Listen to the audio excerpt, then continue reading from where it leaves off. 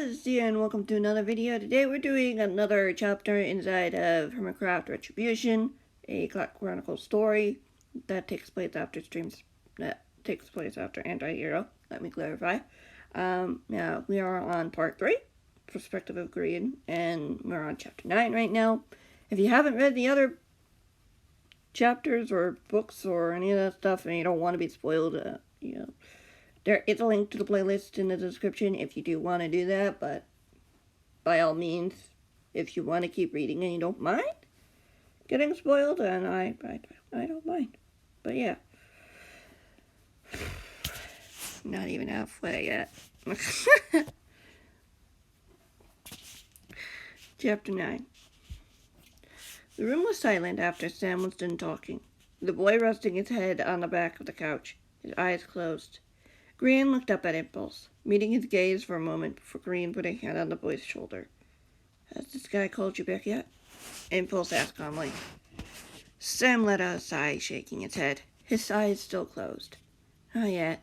I'm not sure if he needs to at this point." "Well, if he does, let me know," Impulse said matter-of-factly. Sam opened his eyes, looking over at the older hermit. "You really don't have to do that. That guy doesn't have to bully you either, but he is," Grian pointed out. "Basically, we're saying enough is enough, and if he tries again, we'll find him." Sam managed a small smile, shaking his head. "He is using the same coordinate scrambling technique. How are you going to find him?" "I made that feature. I think I can revert it if needed." Impulse smiled knowingly, a twinkle in his eye. "You got a point there," Sam groaned, pushing himself up to a sitting position. "I really need to get that off my chest." "You've been through a lot." Grian let go of the boy's shoulder. "We've all had to learn to be more honest with each other. We need one another." Sam nodded, his eyes moving across the room to where Liam was sound asleep. "So, what are you guys going to be doing now?" "I'm not sure yet," Impulse shrugged. "I don't think leaving you here alone with Stampy, Squishy, and the helpers will be enough, though. Especially if Campbell's watching you." Sam swallowed and nodded. "You're right, we've had a bad experience last time I tried to have help." Grian smiled. "What about preparing the base for interns? That way you'll have people with you, and you can help Liam in school." Sam's eyes widened. "Of course," he nodded. "That's not a bad idea. You'd probably have to talk to Stampy first, but I think it'd be worth it," Grian added. "No, he'd definitely be down for that." The boy grinned, getting to his feet. "If it means opening the school to help more kids, then of course we're going to do that. This place is huge. We could have a lot of interns here if we wanted." "Yeah, Jim and Scar want to build more towers around the girls' spaces for interns as well," Impulse replied. "If some of us start doing something to help, surely others will follow." "Yeah." Sam turned to her two hermits. "I guess I'll have to bring it up to him when he gets back. He's already told me I could have a few days off. Then we might as well use them." Impulse got to his feet, looking over at Grian, who got to his feet as well. "Use what?" a voice asked by the doorway as the door opened. Tango, stepping into the room, was Julius right behind him. "We're talking about setting up a bigger room for potential interns," Grian said quickly. "The guest room probably would be too small besides. Squishy deserves their own room. Squishy deserves to have their own room." That is the sentence. "That's neat." Tango grinned, glancing over at Impulse. "Is everything okay?" "I think so," Impulse nodded. Sam has been having a rough week and needed to let it out. Tango nodded as Grian noticed Julius looking down at his feet. "Anything we can do to help?" "Well, we need to ask Stampy if we can add a new room for starters," Sam replied, putting a hand in his pocket before spotting the communicator he'd left on the nightstand. "Maybe the group could help?" "Absolutely," Tango's red eyes gleamed. "I know Scar's anxious to do something. He wants to get working on those towers as soon as possible." Grian watched Sam walk across the room, picking up the communicator. Sam looked at the device in his hand for a moment, before typing in some coordinates. Finally, after a few long pause, the device came alive before their connection came through. "Hi, hello, Stampy." Oh, hi, Sam. How's everything going? The cat asked cheerfully. It's been alright, Sam replied. I've been out hanging out with the hermits. I'm glad. Is Liam doing better? The cat pressed. He's getting better every day. He was able to sit up on his own yesterday. It's still a long ways off, though, until he's fully recovered. Sam smiled at the device. By the way, can I ask you something? The hermits are building something to help with the influx of kids recently at the school. I was wondering if we could do something similar, so we can have more people here. That's a good idea, the cat agreed. I'm sure it'd make it easier for you.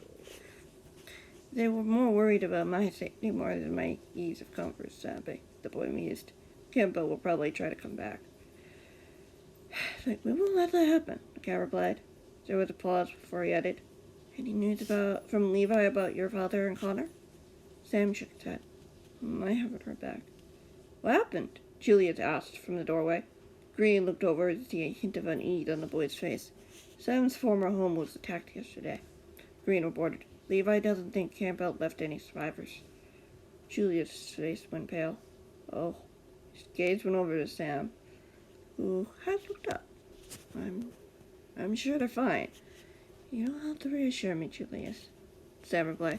Thank you. Maybe you can make a secret entrance in one of the rooms, the cat offered, changing the subject. I'm fine with whatever you do. Just make sure it's accessible to anyone. Sam laughed. You got it, Sams. See you later. Take care, the cat said gently, and didn't call. Sam? Julius finally said, his voice sounding shaky.